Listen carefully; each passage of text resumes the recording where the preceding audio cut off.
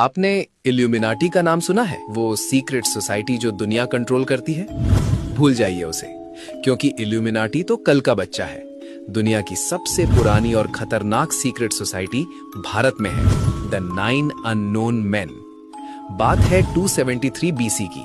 Kalinga war के बाद सम्राट अशोका ने जब लाखों लाशें देखी तो उन्हें एक बात समझ आ गई, अगर साइंस गलत हाथों में पड़ गई तो इंसान खुद को खत्म कर लेगा।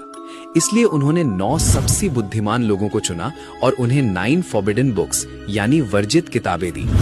ये 9 लोग कौन हैं कोई नहीं जानता। इन्हें अमर यानी इमॉर्टल कहा जाता है, या शायद ये वक्त के साथ बदल दिए जाते हैं, लेकिन इनका काम एक ही है, उन 9 किताबों की रक्षा करना। और ये किताबें कोई मामूली नहीं है। पहली किताब प्रोपेगेंडा, दिमाग कंट्रोल करने की कला।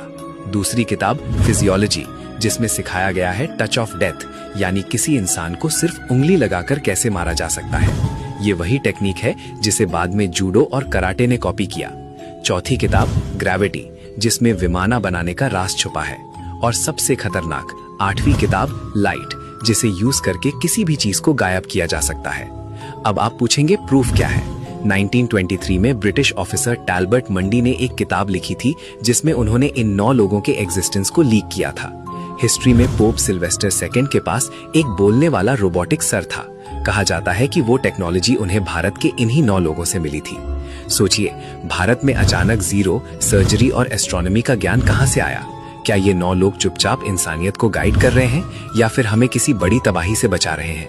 शायद वो अभी भी हमारे बीच है, शायद वो ये वीडियो देख रहे हैं। सवाल ये नहीं कि वो है या नहीं, सवाल ये है कि अगली बार वो अपनी किताब कब खोलेंगे।